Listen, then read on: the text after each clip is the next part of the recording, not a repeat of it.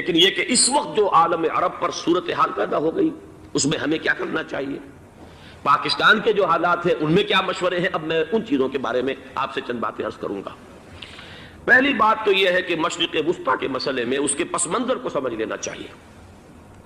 ہمارے بہت سے احباب جو ہے وہ فوری طور پر وقتی صورتوں کو جیسے کہ حالات و واقعات ہوتے ہیں صرف انہی کے اعتبار سے رائے قائم کرتے ہیں، چیزوں کا پس منظر جو ہے نگاہوں کے سامنے رہنا چاہیے۔ اس صدی کا ایک مختصر سا نقشہ ذہن میں رکھیے۔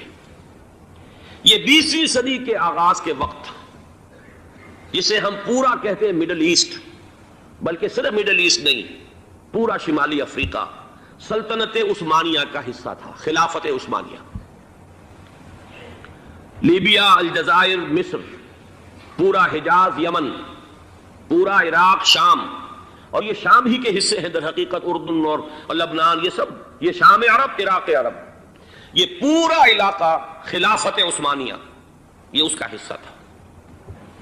پہلی جنگ عظیم میں انگریزوں نے عربوں کو بغاوت پر آمادہ کیا، غداری پر آمادہ کیا، انہوں نے خلافت عثمانیہ کے خلاف بغاوت کی، بیج بوئے ان کے دلوں کے اندر نفرت کے، ابھارا انہیں کہ تم ترکوں کے غلام کیوں ہو، تمہیں خود حاکم ہونا چاہیے، تم کھڑے ہو جاؤ، ہم مدد کریں گے، تم بغاوت کرو، تم ان ترکوں کے خلاف ہماری مدد کرو، ہم تمہیں آزاد کر دیں گے، تم اپنے پاؤں پر خود کھڑے ہو جانا۔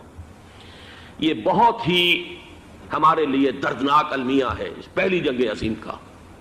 کرنل لارنس جیسا شخص، برطانوی استعمار، اور اس کے نتیجے میں عربوں نے بغاوت کی۔ اور اس قدر دردناک بات آپ کو بتا رہا ہوں، میں پہلی مرتبہ جب سن 62 میں حج کے لیے گیا مدینہ منورہ میں، ابھی وہ ریل کے انجن کھڑے ہوئے تھے۔ یہ ترکی کے زمانے میں، سلطنت عثمانیہ کے زمانے میں بغداد سے مدینے تک ریلوے لائن تھی۔ یہ پورا ایک عالم سلطنت عثمانیہ، صرف سلطنت نہیں، خلافت عثمانیہ، پوری ٹرینیں جو ہے ترکوں کی اڑائی گئی، ہزاروں ترکوں کو شہید کیا گیا، یہاں تک کہ صحن حرم میں شہید کیے گئے سینکڑوں ترک۔ یہ جرم تھوڑے نہیں ہے، معمولی نہیں ہے۔ آج جس کی سزا مل رہی ہے معلوم ہونا چاہیے کہ وہ جرائم کون کون سے تھے۔ اب بھی جو لوگ گئے ہیں انہوں نے دیکھا ہوگا ترکی کا قلعہ موجود ہے اوپر پہاڑی کے اوپر، حرم کا جو سب سے بڑا دروازہ ہے باب ملک عبد العزیز، اس کے سامنے ایک لائبریری ہوتی تھی، اب تو غالباً وہ بھی گرا دی گئی ہے، اس کے پیچھے پہاڑی پر ترکوں کا قلعہ ہے پرانا، اس پر توپیں موجود تھیں۔ جب بغاوت ہوئی ہے، جو حرم میں آئے ہوئے تھے ترک فوجی، ظاہر بات ہے نہتے، وہ تو نماز پڑھنے آئے ہوئے تھے، ان کو وہاں ذبح کیا گیا ہے۔ اور ترکوں نے اپنی توپیں استعمال نہیں کی کہ کہیں بیت اللہ کو کوئی اذن نہ پہنچ جائے۔ بہرحال یہ غداری ہوئی ہے پہلی جنگ عظیم کے دوران، اور نہ صرف ترکوں پہ عربوں نے کی ہے۔ جیسا کہ میں نے کہا تھا، دو ہیں سب سے بڑے مجرم روئے ارضی کے اوپر امت مسلمہ کے طبقات۔ ہمارا پنجابی سپاہی بھی جا کر انگریزوں کی مدد کر کے ایلن بی کو قبضہ جو لے کر دیا بغداد کا، اس میں ہمارے مسلمان پنجابی سپاہی بھی شامل تھے۔ یہ خون چکاں باب ہے ہماری تاریخ کا اس صدی کا۔ لیکن اس کے بعد سلطنت عثمانیہ کے ٹکڑے ہو گئے، چیچڑے ہو گئے۔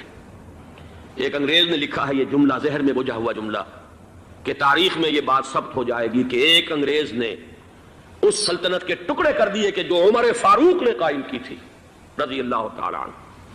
یہ پورا عالم، یہ تمام علاقہ کس نے فتح کیا تھا؟ یہ بات ہاتھ بدل گئے تھے، پھر ترک آ گئے، خلافت عثمانیوں کے پاس چلی گئی، لیکن یہ سلطنت تو حضرت عمر رضی اللہ تعالیٰ عنہ کے زمانے سے چلی آ رہی تھی۔ اس کو ایک انگریز کرنل نے، اور اس نے بغاوت میں آمادہ کر کے عربوں کو اور ترکوں کے پیٹھ میں چھرا ڈھپوا کر ان کے ذریعے سے اور ٹکڑے کر دیے۔ لیکن جب جنگ ختم ہوئی، اب انہوں نے کہا کہ اب ہمیں آزادی دیجیے، تو اب انہیں معلوم ہوا کہ غداروں کو دنیا میں کیا ملتا ہے۔ ٹکڑے کر دیے گئے، یہ حصہ عراق یہ انگریز کے پاس رہے گا، شام کا یہ علاقہ یہ فرانسیسیوں کے پاس رہے گا، مصر پر انگریزوں کا تسلط رہے گا، لیبیا اطالویوں کے پاس رہے گا، لے دے کر یہ جو علاقہ تھا حجاز، چونکہ وہاں کچھ تھا ہی نہیں، بوادن غیر ذی زرع، یہ عربوں کے پاس چھوڑ دیا گیا۔ اس وقت جو بادشاہ ہیں شاہ حسین اردن کے، ان کے دادا سب سے بڑے غدار وہی تھے، لہذا ان کو اس علاقے کی بادشاہت دے دی گئی۔ اس کے بعد نجد سے ایک تحریک اٹھی ہے، وہ سعودی جو خاندان ہے وہ نجد سے اٹھا ہے۔ نجد میں اس وقت کچھ بھی نہیں تھا، وہ تو صرف ریت کے تودے تھے اور کچھ بھی نہیں، لہذا ادھر کسی استعماری قوت کو دیکھنے کی ضرورت ہی نہیں تھی۔ وہ تو بعد میں تیل برآمد ہوا اور اس کی حیثیت ہو گئی، اور یہ امارات کا علاقہ جو ہے اس کی دنیا میں اب گویا کہ یوں سمجھیے کہ جو سب سے زیادہ اہم علاقے ہو سکتے ہیں روئے ارضی کے نقشے پر، ان میں سے ایک وہ ہو گیا۔ لیکن یہ اس وقت کی بات میں کر رہا ہوں، کوئی حیثیت نہیں تھی، لہذا اس کو چھوڑ دیا گیا۔ یہ ہے تاریخی پس منظر، یہ لکیریں جو کھینچی گئی ہیں، یہ ایک ملت اسلامیہ کو جو قومیتوں میں تقسیم کیا گیا، پھر نعرے لگوائے گئے المصر للمصریین الشام للشامیین۔ اب شامی ایک علیحدہ قوم ہو چکے ہیں، مصری ایک علیحدہ قوم ہو چکے ہیں، عراقی ایک علیحدہ قوم ہو چکے ہیں۔ یہ ساری تقسیمیں استعمار کی پیدا کرنا ہے، اس کا کوئی تعلق اسلام کے ساتھ نہیں۔ اب ضرورت تو اس بات کی تھی کہ استعمار کے پنجے جب یہاں سے کچھ ہٹے، دوسری جنگ عظیم کے بعد ایک دور آیا، امریکہ ابھرا ہے دنیا کی عالمی سطح پر سیاست میں، اس کے ہاں کچھ آزادی کے تصورات تھے، اس نے بھی سپورٹ کیا۔ برطانیہ کمزور ہو چکا تھا، وہ اتنے بڑے علاقے کو اب ہولڈ نہیں کر سکتا تھا۔ ہندوستان بھی آزاد ہوا، پھر یہ کہ اور دوسرے علاقوں سے بھی اس کو پسپائی اختیار کرنی پڑی۔ استعمار کے پنجے جس طرح بھی ہوئے، ان کے سینوں سے، عربوں کے سینوں سے جو ہے گویا کہ وہ ہٹے، لیکن امریکہ نے ایک اپنی بہت بڑی حکمت عملی جو اختیار کی، عالم عرب کے سینے میں اسرائیل کا خنجر پیوست کر دیا، تاکہ یہ کبھی آزاد نہ ہو جائیں، ہمارے انگوٹھے تلے رہے، ہماری پالیسی گورن کرے۔ یہ استعمار کا دوسری جنگ عظیم کے بعد، جہاں برطانوی استعمار، فرانسیسی استعمار رفتہ رفتہ یہ ہٹنے شروع ہوئے، صدر ناصر نے انگریزوں کو اٹھا کر پھینکا میڈیٹرینین میں اور دوسرے جگہوں سے، الجزائر نے آزادی حاصل کی فرانس سے، اطالویوں سے جو ہے لیبیا والوں نے آزادی حاصل کی، یہ ہو گیا، لیکن ایک خنجر پیوست کر دیا گیا اسرائیل کا سینہ عرب میں۔ اس صورتحال میں ظاہر بات ہے کہ ایک تو بڑی آئیڈیل پوزیشن تھی کہ پورا عالم اسلام متحد ہو، لیکن وہ تو بہت دور کا خواب معلوم ہوتا ہے۔ علامہ اقبال سے بڑا کوئی نقیب نہیں ہے ملت اسلامی کی وحدت کا، ایک ہو مسلم حرم کی پاسبانی کے لیے نیل کے ساحل سے لے کر تا بخاک کاشغر۔ لیکن انہیں بھی اپنے لیکچرز میں کہنا پڑا کہ اس وقت جو صورتحال ہے، پورے عالم اسلام کی ایک وحدت بن جانا تو تقریباً ناممکن نظر آ رہا ہے۔ اگر کسی طرح ایک common wealth of Muslim nations وجود میں آ جائے تو بھی بڑی کامیابی ہوگی، لیکن اس سے بھی پہلے یہ تو زیادہ آسان تھا کہ عالم عرب ایک وحدت کی شکل اختیار کر لے۔ یہ تو ایک قوم ہے، اکثر و بیشتر ایک نسل یا زیادہ دو نسلیں کہتی ہیں، شمالی افریقہ میں بربر نسل بھی ہے، باقی تو سب عرب ہیں۔ یہ پورا عالم ایک نسل، ایک زبان، پورے اتنے رقبے کے اوپر بولے جانے والی ایک زبان، یہ تو ایک ہو جائے۔ افسوس یہ ہے کہ اس کا ایک ہو جانا، ایک شخصیت ابھری تھی جو مذہبی مزاج کی شخصیت تھی، جو دینی مزاج کی حامل شخصیت تھی، اگر اس کی قیادت میں عالم عرب متحد ہو جاتا تو واقعتاً ایک بہت بڑا جو ہے مرحلہ وہ طے ہو جاتا پوری عالمی ملت اسلامیہ کی ایک وحدت اختیار کرنے کا۔ وہ شخصیت تھی شاہ فیصل شہید کی، اور اس لفظ کے ساتھ ہی آپ کے ذہن میں آ گیا ہوگا کیوں انہیں شہید کر دیا گیا، کس نے کیا کرایا، کہاں سے تعلیم حاصل کر کے آیا تھا وہ جس نے شہید کیا شاہ فیصل شہید کو، اس کی گردن پر کون سوار تھی، وہ یہودی لڑکی کے جس کے فوٹو بھی شائع ہوئے، ایک گردن پر اٹھائے کھڑا ہوا شہزادہ اپنی ایک یہودی دوست کو، لڑکی کو، اور وہی ہے کہ جس نے جا کر پستول سے شہید کیا ہے۔ اچھی طرح جان لیجئے، جیسے بارہا میں نے عرض کیا ہے کہ حضرت عمر کو شہید کرنے والا کہنے کو ابو لولو فیروز تھا، لیکن اس کے پیچھے پورا ایرانی نسل پرستی کا جو پورا پس منظر ہے، اسے تو ہر شخص جس کی ذرا بھی نگاہ جو ہے جو صرف منظر کو نہ دیکھ رہی ہو، پس منظر کو بھی دیکھنے والی ہو، وہ تو جان لے گی کہ ابو لولو فیروز ایک فرد کا نام نہیں تھا، وہ ایران کا انتقام تھا عالم عرب سے۔ بالکل اسی طریقے سے یہ امریکی استعمار کا ہتھ کنڈا تھا، اسے محسوس ہوا۔ شاہ فیصل مذہبی مزاج کا شخص، یہ ابھر رہا ہے، اور یہ شاہ فیصل کی حکمت عملی کا ذرا آپ اندازہ کیجئے۔ لاہور میں سمٹ کانفرنس ہوئی، اس میں وہ آئے، سب سے ٹاورنگ پرسنالٹی پورے اس وقت عالم اسلام کے اندر شاہ فیصل کی تھی، اور وہ گویا کہ ایک بہت ہی، جس کو کہا جائے کہ ایک بہت ایلڈرلی، ایک بزرگانہ ایک شخصیت جو ہے، اور انہوں نے اپنے دولت کے دروازے، عرب میں وہ مشہور تھے کہ نہایت خسیس اور بخیل انسان ہے، اس لیے کہ وہاں وہ خرچ کرتے تھے حساب کتاب کے ساتھ، لیکن ان کے خزانے کھلے ہوئے تھے عالم اسلام کے لیے، ادھر بھی مدد ہے، ادھر بھی مدد ہے، ادھر بھی کام ہو رہا ہے، ادھر بھی کام ہو رہا ہے۔ پھر انہوں نے تیل کا ہتھیار استعمال کر کے ایک دفعہ امریکہ کو دن میں تارے دکھا دیے تھے، لہذا ان کا ہٹایا جانا سین سے یہ امریکی استعمار کے لیے لازم تھا۔ اب لے دے کر رہ گئے کون؟ سیکولر مزاج کے لوگ۔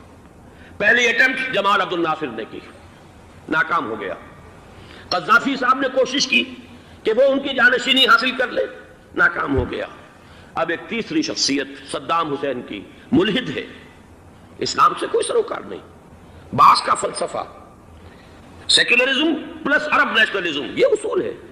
لیکن یہ ہے کہ یہ شخصیت ابو بکر ایسی آئی ہے کہ اس سے اس وقت یہ جان لیجئے، میں امریکہ میں بھی عربوں سے مل کر آیا ہوں، سعودی عرب میں بھی اب میں وہ دیکھ آیا ہوں، نوجوان نسل جو ہے عربوں کی، پورا جو دوسرے عرب ممالک ہیں جہاں پر کہ مذہب کا اتنا چرچا ہی نہیں ہے، پورا فلسطینی عرب، جارڈن کے عرب، شامی عرب عوام، وہ سب کے سب صدام کے پیچھے ہیں اس وقت، اس لیے کہ انہیں نظر آ رہا ہے کہ ایک شخص پھر ایسا پیدا ہو کر سامنے آ گیا ہے جو شاید عالم عرب کو پھر یونائٹ کر دے۔ اور یہ ہے اصل وہ شے کہ جو امریکہ کے لیے کسی صورت میں قابل قبول نہیں۔ دولت کے یہ ذخائر، خلیج کی یہ دولت، سیال سونا اور اس کے ذخیرے، اور یہ کسی طریقے سے یہ امریکہ کے زیر اثر نہ رہے، یہ ہے وہ شے جو اسے برداشت نہیں ہے۔ وہ کوئی اربوں کی محبت میں نہیں آیا 2.5 لاکھ فوج لے کر، وہ کوئی شاہی عرب جو خاندان ہے سعودی، اس سے اس کی کوئی دلچسپی نہیں ہے، کوئی پتہ نہیں کہ وہ خود ان کو ہٹا دیں اور وہاں پر کوئی جمہوری ڈھانچہ جو ہے وہاں پہ کھڑا کروا دے خود امریکہ۔ اس لیے کہ سعودی عرب میں دیکھ آیا ہوں، حالات اگرچہ ظاہر بات ہے کہ زیادہ گہرائی میں تو وہاں جانے کا موقع ہی نہیں ہوتا، بہت ہی مستبد حکومت ہے، لیکن صاف نظر آ رہا ہے کہ اس وقت دونوں طبقے نوجوانوں کے جو ہے وہ شاہی خاندان کے شدید خلاف ہو چکے ہیں۔ جو وہاں پر جدید مثقف طبقہ ہے، جدید تعلیم یافتہ، جو باہر پڑھ کر آیا ہے امریکہ میں اور کہیں اور وہ کثیر تعداد میں، اب وہ صاف سوال کر رہے ہیں کہ یہ بلینز اور بلینز آف ڈالرز کے جو ہمارا خرچہ آتا تھا، ہمارے ہتھیاروں کے آرڈر جاتے تھے، وہ کہاں گئے؟ کل 65,000 فوج، اور عرب کے پاس، سعودی عرب کے پاس اتنے ٹینک بھی نہیں ہیں جتنے کہ یمن جیسے غریب ملک کے پاس ہے، تو ہمارا روپیہ یہ گیا کہاں؟ یہ ایک سوال ہے جو ہر شخص کے ذہن کے سامنے ہے۔ اب ہمیں اپنے معاملات کو خود سنبھالنا ہوگا۔ اسی طریقے سے جو مذہبی طبقہ ہے، اور وہاں ہے بڑی تعداد میں مذہبی طبقہ نوجوان جن میں بڑا جذبہ ہے، اور ان کا وہ جوش جہاد انہیں جہاد افغانستان تک لے کر آیا ہے۔ سینکڑوں عرب نوجوان یہاں جو ہے شہید ہوئے، اپنے ملک میں تو انہیں بولنے کی بھی کوئی امکان نہیں ہے، لیکن یہاں وہ جذبہ جو اندر اندر پروان چڑھ رہا ہے، وہ جذبہ انہیں لایا ہے، اور افغانستان کی سنگلاخ وادیوں کے اندر انہوں نے جام شہادت نوش کیا ہے۔ وہ طبقہ بھی شدید مخالف ہو چکا ہے کہ انہوں نے امریکیوں کو بلا کر، ان میں یہودی بھی ہیں، عیسائی تو ہے ہی ہے، یہودی ہیں، یہودی عورتیں ہیں، جو کچھ اب وہاں بے حیائی اور بے پردگی کے مناظر نظر آ رہے ہیں۔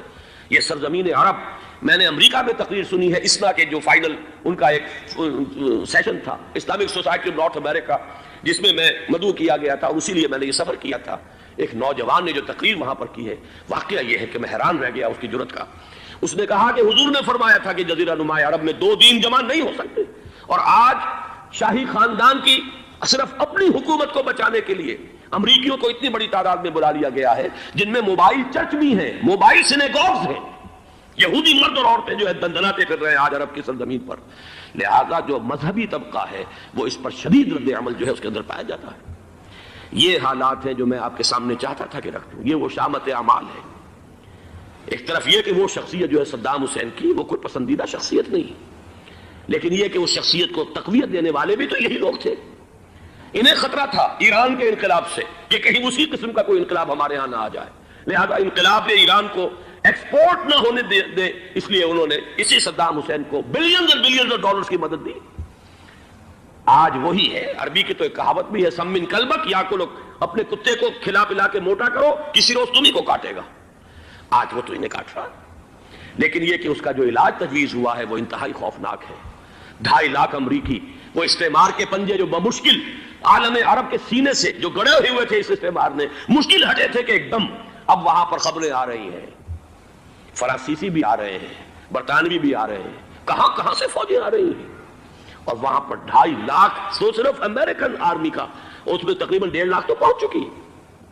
اور جو بھی ہوگا وہاں پر، جیسا کہ میں نے عرض کیا ہے، اس قدر خوفناک سین ہے۔ میں نے بہت سے حضرات واقف ہوں گے، کئی مرتبہ میں نے حوالہ دیا ہے مولانا سید حامد میاں رحمہ اللہ کا۔ انہوں نے ایک دفعہ مجھے بتایا تھا کہ احادیث میں جو قرب قیامت کے حالات و واقعات کی پیشن گوئیاں ہیں، ان میں یہ ہے کہ وہ جو آخری جنگ ہونی ہے جو کہ دجال کے خلاف ہوگی مسلمانوں کی، اور جس میں کہ حضرت مسیح علیہ السلام کا نزول ہوگا، جس کے سلسلے میں اس سے پہلے ایک جنگ ہوگی بہت خوفناک، بہت خوفناک۔ اور عجیب الفاظ ان کے یہ تھے کہ اس میں ایک طرف مسلمان اور عیسائی اور یہودی تینوں ہوں گے۔ یہ بات سمجھ میں نہیں آتی تھی کہ مسلمان اور یہودی ایک جگہ کیسے جمع ہو سکتے ہیں۔ آج وہ نقشہ نظر آ گیا ہے۔ آج اسرائیل، امریکہ، سعودی عرب اب یہ ایک ہے، بلکہ چلتے آئیے مصر، اسرائیل، سعودی عرب اور جو بھی ان کے حواری ہے وہ سب ایک سب میں کھڑے، اور ان کے اوپر سیادت کس کی ہے؟ امریکہ کی۔ وہ نقشہ آ گیا ہے۔ اور اس جنگ کے سلسلے میں مولانا حامد میاں رحمہ اللہ نے مجھے بتایا تھا کہ حدیث میں الفاظ آئے ہیں، اتنے لوگ ہلاک ہوں گے، اتنے لوگ ہلاک ہوں گے، اتنے لوگ ہلاک ہوں گے کہ ایک پرندہ سینکڑوں میل تک اڑتا ہوا چلا جائے گا اور اسے سوائے لاشوں کے اور کچھ نظر نہیں آئے گا۔ یہ نقشہ خاکم بدہن تلا ہوا ہے، کھڑا ہوا ہے۔ جو بھی ہوگا کیمیاوی جنگ، کیمیاوی وارفیئر، کیمیکل وارفیئر اور پھر ایٹمک وارفیئر، جس کی کھلی دھمکیاں دی جا چکی ہیں۔ کبھی کوریا کے بارے میں اندیشہ تھا کہ یہ درندے خدا کی دھرتی کو، کوریا کی غریب بستی کو ناگاساکی بنا کے چھوڑیں گے، ہیروشیما بنا کے چھوڑیں گے۔ آج وہ صورتحال جو ہے عالم عرب پر، heart of the Arab land, اس پر یہ صورتحال بالکل تلی کھڑی ہے۔ اس میں ہمیں کیا کرنا چاہیے؟ میں نے یہ چاہا کہ پورا پس منظر آپ کے سامنے ہو، صرف وقتی سا کوئی ایک نعرہ، وقتی سی کوئی ایک خبر، اس کے حوالے سے ایک جذبات کا معاملہ، پورا ایک پس منظر سامنے رکھیے۔ اب وہ آپ کو شاید میری باتیں جو ہیں وہ سمجھ میں آ جائیں۔ نمبر ایک، ہمیں کسی صورت اس جنگ میں امریکہ کے گھڑے کی مچھلی نہیں بننا چاہیے۔ امریکہ اسلام کے تحفظ کے لیے نہیں آیا، امریکہ حرمین کی حفاظت کے لیے نہیں آیا، امریکہ اپنے مفادات، عالمی مفادات کے تحفظ کے لیے آیا، اور زیادہ سے زیادہ آپ کہہ سکتے ہیں کہ وہ سعودی شاہی خاندان کی حفاظت کے لیے آیا۔ اور بڑا عمدہ مضمون چھپا تھا پچھلے، بلکہ ابھی تک تو وہ تازہ ہی ہے جب تک نیا نہیں آتا، ندا میں، جس کا عنوان تھا اربوں کا چھرا اور اربوں کا گدا۔ سارے پیسے بھی انہیں سے لے رہے ہیں۔ $12 بلین کا ایک چیک لے کر گیا جیمز بیکر۔ اندازہ تو کیجیے دنیا کہاں سے کہاں پہنچ گئی۔ میں بھی حیرت ہوں کہ دنیا کیا سے کیا ہو جائے گی۔ 2 ماہ قبل اس کا تصور نہیں ہو سکتا تھا۔ اتنی بڑی قوت امریکہ کی، تباہ کن قوت، اور جمع ہو جائے گی عرب کے اندر۔ لیکن یہ کہ وہ کاسٹ بھی اربوں ہی کی ہوگی، انہی کا چھرا، انہی کا گلا۔ ہمیں کرنا یہ چاہیے، اللہ تعالی ہماری حکومت کو، ہمارے سیاستدانوں کو، ہمارے ذمہ دار لوگوں کو ہدایت دے، وہ امریکہ کے گھڑے کی مچھلی نہ بنے۔ اس کے تحفظ کے لیے یا شاہی خاندان کی حفاظت کے لیے بہت کچھ انہوں نے عیش کر لیے، کافی عیش کر لیے۔ باقی یہ کہ اب جو کچھ ہونا ہے وہ ہونا ہے۔ حرمین شریفین کو تو خود عرب کے لوگ کہتے ہیں کہ کوئی خطرہ نہیں ہے۔ سارا جھگڑا تو وہ تیل کی دولت کا ہے۔ وہ تیل کی دولت جو ہے وہ شمال مشرقی کونے کے اندر ہے۔ بلکہ یہ کہ جو رد عمل پیدا ہوا عالم اسلام میں اور سعودی عرب میں، خود اس کے مذہبی نوجوانوں میں امریکی فوجوں کی آمد کے خلاف اس کا جواب دیا گیا رابطہ عالم اسلامی کی طرف سے کہ یہ جو بھی جنگ کا محاذ ہے، جو فوجیں ہیں، یہ حرمین سے تو 1500 کلومیٹر دور ہے، تو حرمین کو تو کوئی خطرہ نہیں ہے۔ خطرہ ہے امریکہ کے عالمی مفادات کو۔ آج آپ کو معلوم ہے دنیا 2 طبقوں میں بٹی ہوئی ہے، دی ریچ اینڈ دی پور۔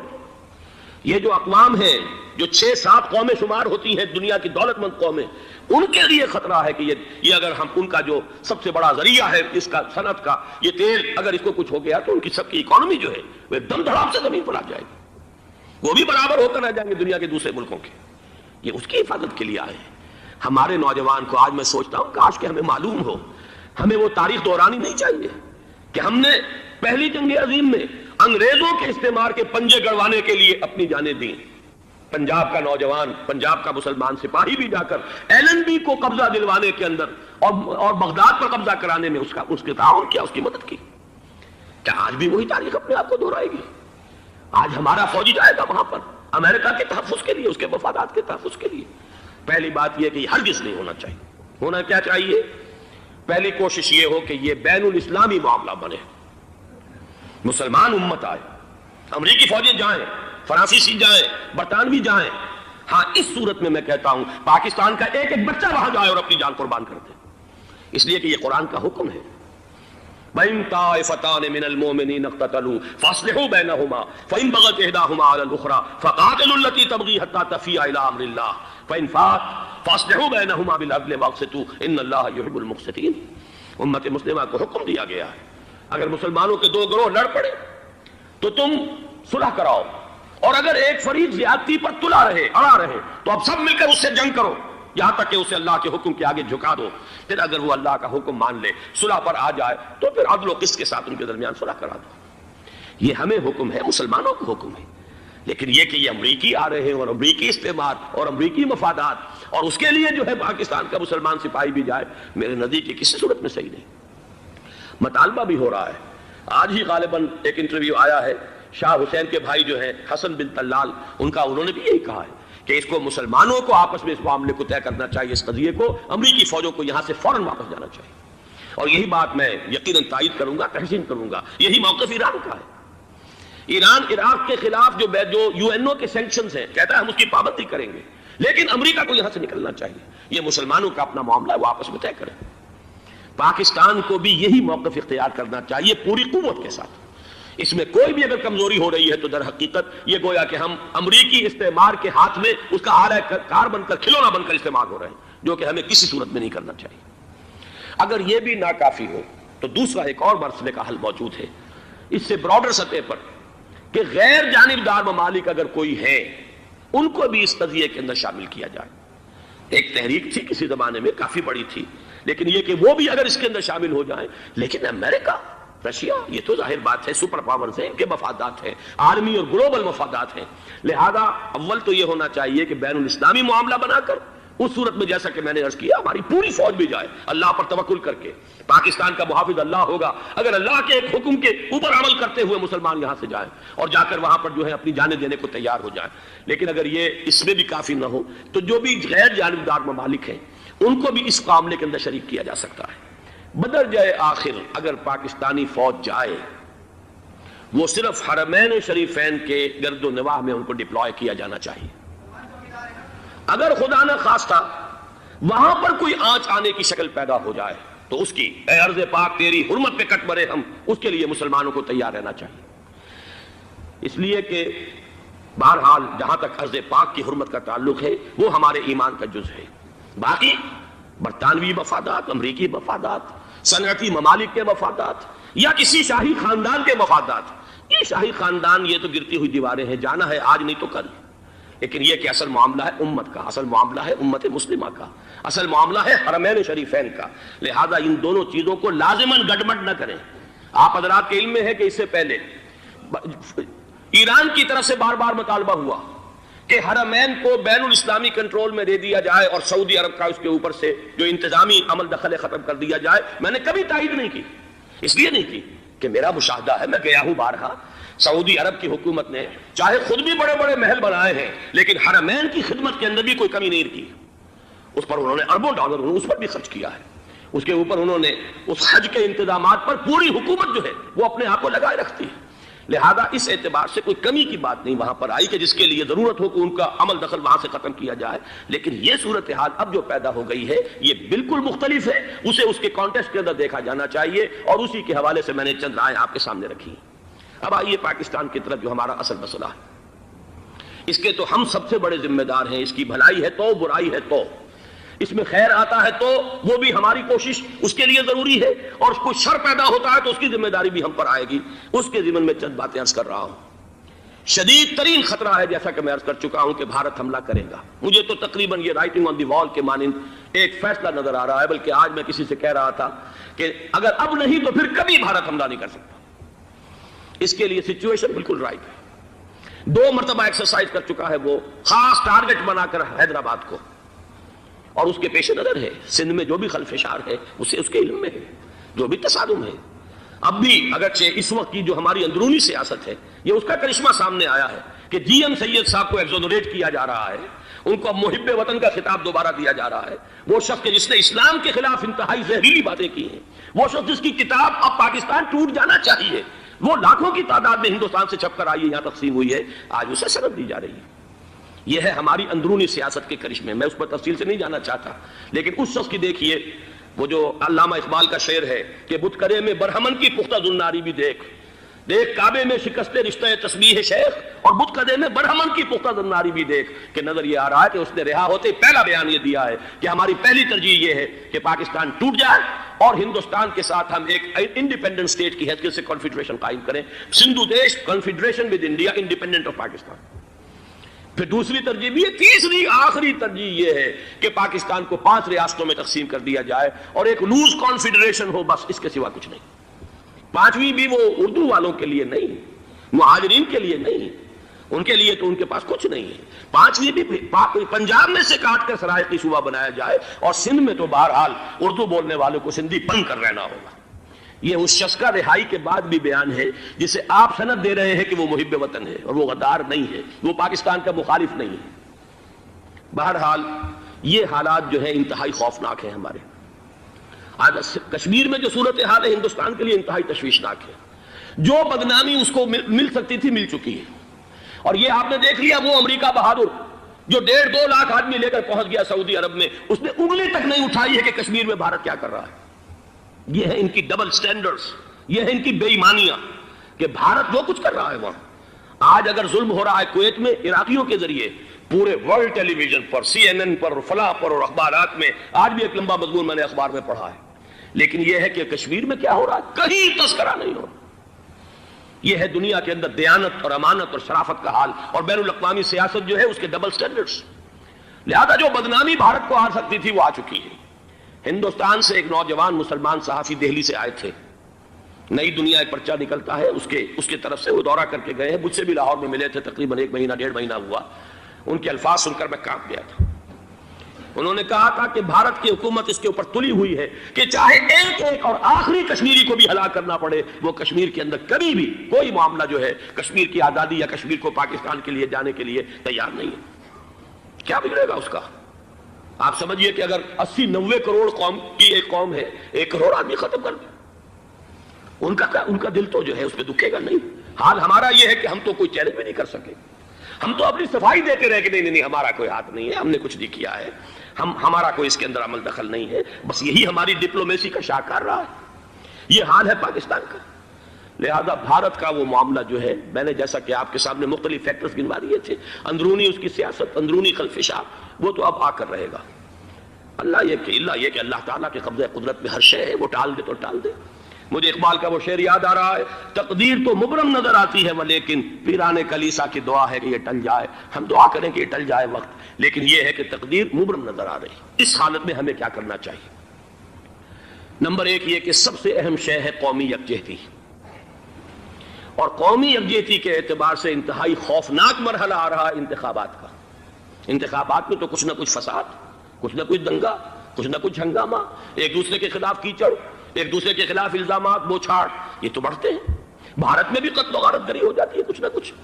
لہذا یہاں پر بھی پیر پگاڑا صاحب جو ہمیشہ سے کہتے چلے آ رہے ہیں فیملی پلاننگ، آج پھر ان کا جملہ آ گیا ہے کہ شاید اس انتخابات میں فیملی پلاننگ کے ذریعے سے کوئی بہت بڑا کام ہو جائے۔ پہلی بات تو یہ ہے کہ میں نے اب تک یہ کہا ہے کہ انتخاب کسی صورت میں پوسٹ پون نہیں ہونے چاہیے۔ اب بھی میں یہ کہتا ہوں کہ اگر تو انتخابات کا بدل صرف ایک ہے اور وہ مارشل لا ہے، تو پھر مارشل لا سے تو بہتر ہے کہ وہ انتخابات ہو، چاہے اس میں کوئی خلفشار بھی ہو۔ اس لیے کہ مارشل لا کا مطلب جو ہے وہ تو سندھ کے اندر ایک ناگزیر دھماکہ ہو جائے گا، تباہ کن، خوفناک، اور پھر بھارت کو کچھ کرنے کی ضرورت نہیں ہوگی، کیا کرایا اسے سارا معاملہ سندھ کے اندر سے مل جائے گا۔ مارشل لا ہرگز نہیں ہونا چاہیے۔ وہ بات جو سن 80 میں نے 18 اگست 1980 کو کہی تھی ضیاء الحق مرحوم سے، آج پھر اسی بات کی میں تکرار کر رہا ہوں، اعادہ کر رہا ہوں۔ مارشل لا پاکستان کے لیے سوسائڈل ہے، لیکن ایک آلٹرنیٹ سامنے آیا ہے۔ ایک تو پشاور ہائی کورٹ کا ورڈکٹ آ گیا، اور یہ کہ کچھ اور لوگوں کی طرف سے بھی باتیں آئی ہیں۔ 1-2 دن ہوئے ہیں، جنگ میں 2 اہم سرخیاں تھیں، اور وہ بڑے اونچے حلقہ جو ہمارا فوج کا اونچا حلقہ ہے اس کی طرف سے، اگرچہ نام کسی کا نہیں تھا۔ ایک تو یہ کہ مارشاء اللہ یہاں کسی صورت نہیں لگے گا، دوسرے یہ کہ کوئی قومی حکومت کی تشکیل جو ہے اگر کسی طرح ہو سکتی ہو تو وہ اس وقت کا حل ہے، اور وہ اسی شکل میں ممکن ہے۔ اگر تو الیکشن آپ پوسٹ پون کرتے ہیں اور اسمبلیاں پرانی بحال نہیں کرتے، تو پھر تو اس کا مطلب یہ کہ ہمارا کانسٹیٹیوشن ایبروگیٹ ہو گیا اور اس کا آلٹرنیٹ سوائے ایک مارشل لا کے اور کوئی نہیں ہے۔ لیکن اگر صدر اسحاق صاحب ہمت کر لیں ملک کے حالات کو دیکھ کر، جو اس وقت صورتحال ہے، جو خطرات ہیں بارڈر پر، ان کو دیکھتے ہوئے یا تو یہ کہ عدالتوں کے ذریعے سے اسمبلیاں بحال ہو جائیں، اس میں حکومت زیادہ رکاوٹ نہ ڈالے، یا یہ کہ خود صدر اسحاق صاحب واپس لے سکتے ہو قدم تو واپس لے لیں، لیکن یہ کہ تمام پارٹی سے یہ پہلے عہد لے لیا جائے کہ وہ ایک قومی حکومت کی تشکیل کریں گے۔ یہ وہ بات ہے، آپ کو یاد ہوگا مرزا اسلم بیگ صاحب، انہوں نے بالکل شروع میں سن 88 کے الیکشن کے بعد کہا تھا کہ نیشنل گورنمنٹ فارم کی جانی چاہیے۔ اس وقت تو کسی نے دھیان نہیں دیا، پیپلز پارٹی بڑے نشے میں تھی، اس کو خاص طور پر سندھ میں جس طرح کا واک اوور ملا تھا، اس کا ایک نشہ تھا اس کے دماغ پر، اس لیے وہ سوچنے پر تیار نہیں ہوئی۔ لیکن یہ کہ وہ جو ایک فارسی میں کہا جاتا ہے کہ ہرچہ دانا کنت کنت نادا لیک بعد از خرابی بسیار، اب اس خرابی بسیار کے بعد بھی اگر عقل آ جائے اور ایک نیشنل گورنمنٹ بنائی جا سکے اور اس کے حوالے سے الیکشن کو پوسٹ پون کیا جا سکے، تو میرے نزدیک یہ رائے پوری قوت کے ساتھ دی جانی چاہیے، پیش کی جانی چاہیے، اس لیے کہ الیکشن اس وقت جس خلفشار کا سبب بن جائے گا، ذریعہ بن جائے گا، اس کو تو گویا کہ اور بھارت کے جو گھناونے عزائم ہیں ان کو اور تقویت دینے کا سبب اور ذریعہ بن جائے گا۔ دوسری بات یہ، اس قوم کے اندر جذبہ جہاد، وہ ڈیفینسو جہاد، دفاعی جہاد، جس کے بارے میں کوئی دو رائے نہیں ہو سکتی کہ اس کے لیے جو جان بھی دی جائے گی وہ شہادت کی موت ہوگی۔ اس لیے کہ حضور کی حدیث ہے، من قتل دون مالہ فہو شہید، جو شخص اپنے مال کی حفاظت کرتے ہوئے مارا گیا مسلمان وہ شہید ہے۔ تو ظاہر بات ہے کہ اپنی آزادی کا تحفظ جو ہے وہ مال کے تحفظ سے زیادہ اہمیت رکھنے والی شے ہے۔